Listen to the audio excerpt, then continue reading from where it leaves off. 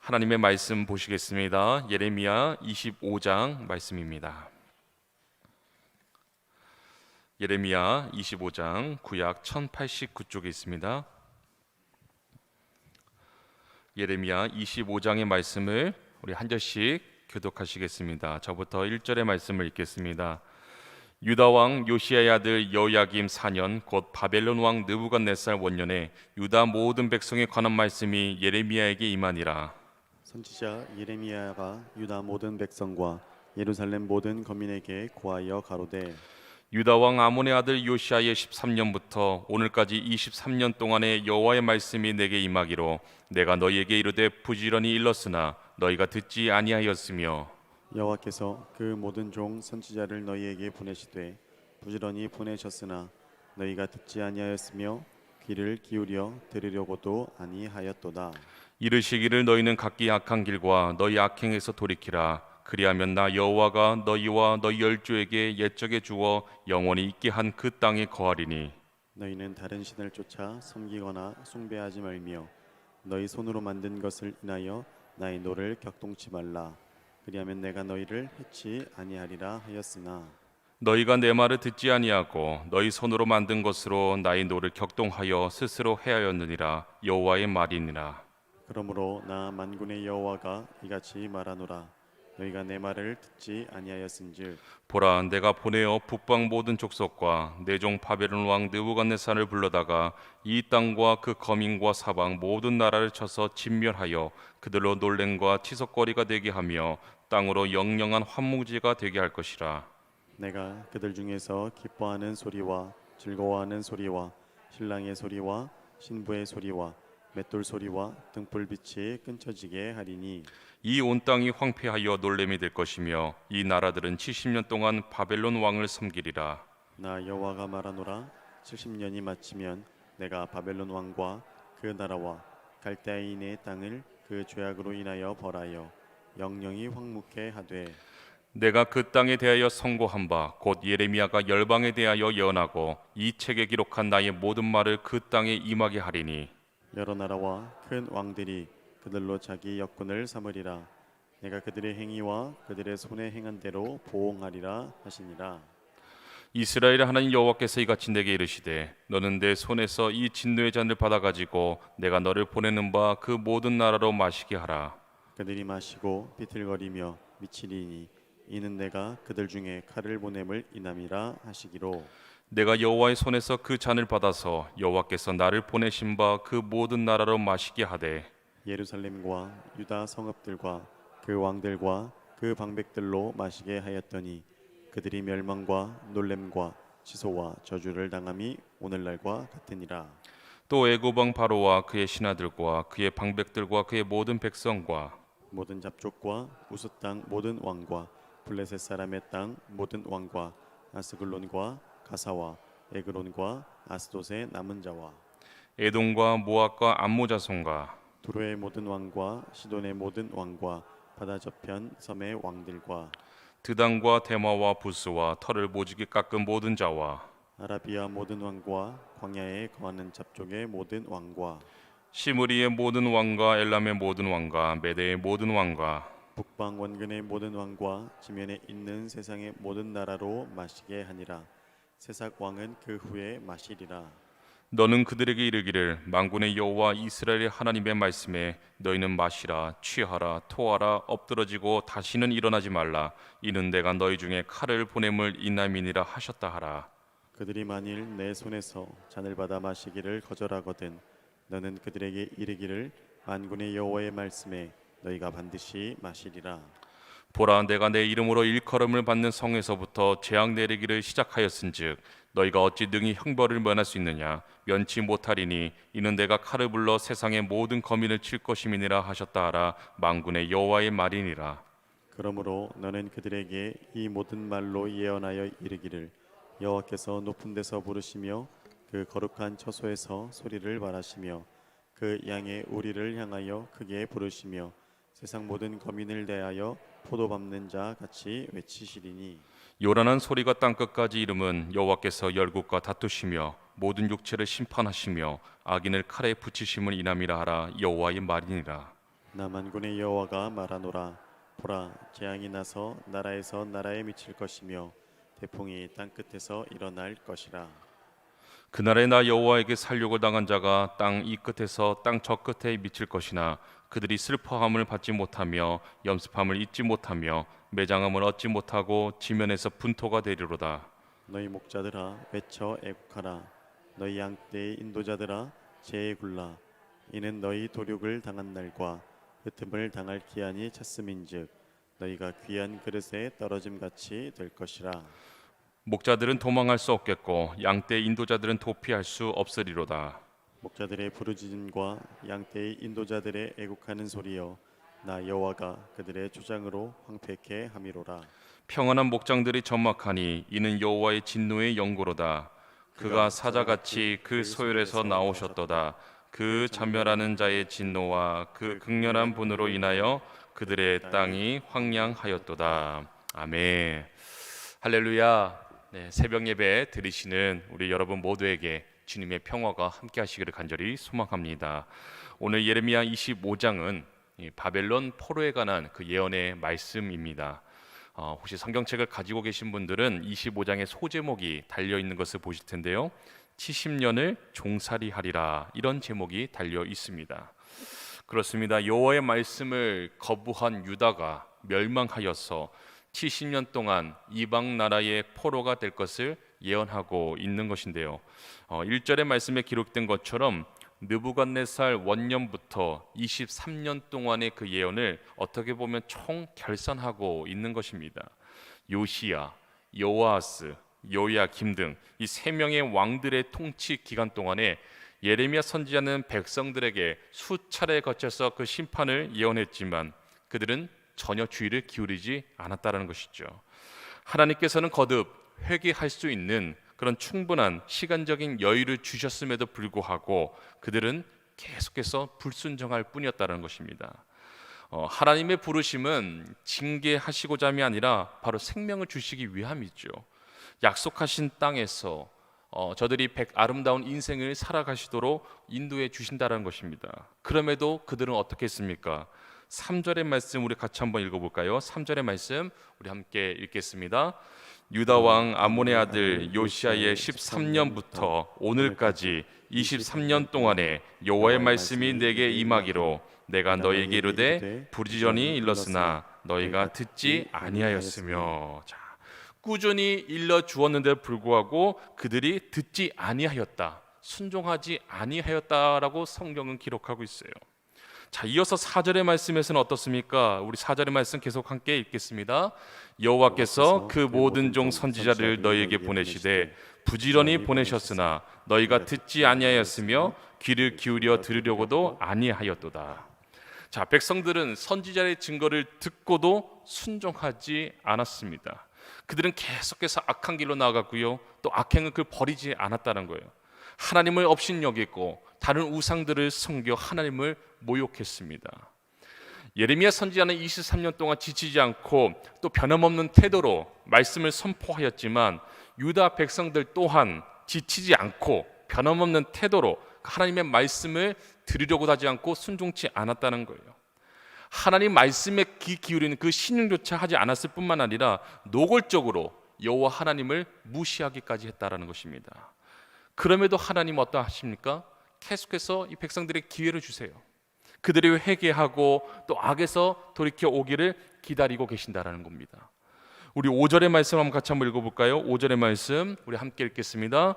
이르시기를 너희는 각기 악한 길과 너희 악행에서 돌이키라. 그리하면 나 여호와가 너희와 너희 열조에게 옛적에 주어 영원히 있게 한 그 땅에 거하리니. 자, 하나님께서는 누구라도 금방 이해할 수 있는 매우 단순하고 쉬운 그 메시지를 보내셨습니다. 죄악에서 돌이켜 여호와께로 돌아오라. 이런 말씀은 지금 현재 머물러 있는 그 죄의 자리에서 돌아오라라는 말씀입니다. 다른 말로 표현하면 회개하라는 그 선포의 메시지인 것이죠. 여러분, 회개는 인간이 여호와 하나님의 말씀에 자발적으로 기꺼이 따라야만 가능한 것입니다. 잘못했음을 인지하는 것에 머무는 것이 회개가 아니다라는 말씀이에요. 돌아오면 주님께서 약속하신 땅에 영원히 살 것이라 그렇게 말씀하셨지만 유다는 여전히 하나님을 어떻게 노골적으로 무시했다라는 거예요. 말씀에 귀 기울이는 그 신용조차 하지 않는 유다에게 하나님께서 허락하신 심판이 무엇입니까? 더 이상 이제 매일 아침 집집마다 맷돌 소리가 끊길 것이고 또 일상적인 활동을 가능하게는 그 작은 등불조차 사라질 것이라 주님께서 말씀을 하신다는 거죠. 우리 11절 말씀 한번 같이 한번 읽어보겠습니다. 11절의 말씀 우리 함께 읽겠습니다. 이 온 땅이 황폐하여 놀램이 될 것이며 이 나라들은 70년 동안 바벨론 왕을 섬기리라. 자, 삶의 자리에 더 이상 아무 소리도 나지 않으며 아무런 불빛도 없을 것임을 예고하신 하나님께서 유다는 이제 폐허가 되고 백성들은 70년간 이방 바벨론을 섬길 것이라 하십니다. 자, 70년의 기간 동안 하나님께서는 유다를 그 주변의 이방 민족과 다름없이 취급하실 것을 말씀하고 계시는 거예요. 하나님께서 계획하신 그 70년 동안 유다 백성에게는 어떻습니까? 고통의 연속이었을 것이죠. 그러나 유다 백성에게 허락된 것은 이 고통이 끝이 아니다라는 것입니다. 그 억압의 70년이라는 기간 동안에 유다 백성들이 다시 회복할 기회가 그들에게 주어졌다는 거죠. 악한 길과 그 악행에서 돌이켜서 하나님께서 영원부터 영원까지 그 허락하신 땅에서 살 수 있는 그 자격으로 다시금 회복되는 기간이었던 것입니다. 23년간 예레미야 선지자에게 끊임없이 회개하라 이렇게 외치게 하심으로 유다 백성들에게 돌아설 그 기회를 주셨어요. 그러나 하나님의 그 오래 참으심을 어떤 회개의 기회가 아닌 죄의 기회로 삼아버린 유다는 결국 어떻습니까? 이방 민족을 통해서 심판과 징계를 받을 수밖에 없었다라는 것입니다. 여러분, 하나님께서 오래 참으심으로 우리 각 사람에게도 기회를 주셨어요. 그 기회를 우리가 죄의 기회로 삼지 않기 위해 우리는 늘 깨어 있어야 되는 줄로 믿습니다. 주님의 말씀 앞에 내가 잠잠히 귀 기울이며 말씀에 순종하는 우리의 삶의 자세가 되어야 하겠습니다. 그래서 15절에서 마지막 이제 38절까지의 말씀은 그 열방들에 대한 이방 나라들의 하나님의 심판이 나오고 있어요. 특별히 15절에서 예레미야 선지자는 하나님의 손에 잔에 들고 있는 그 환상을 보았다라고 성경 기록합니다. 우리 15절의 말씀을 같이 한번 읽어보겠습니다. 15절입니다. 이스라엘 하나님 여호와께서 이같이 내게 이르시되 너는 내 손에서 이 진노의 잔을 받아가지고 내가 너를 보내는 바 그 모든 나라로 마시게 하라. 자, 그 잔에는 하나님의 진노가 가득히 들어있었다라고 성경 기록해요.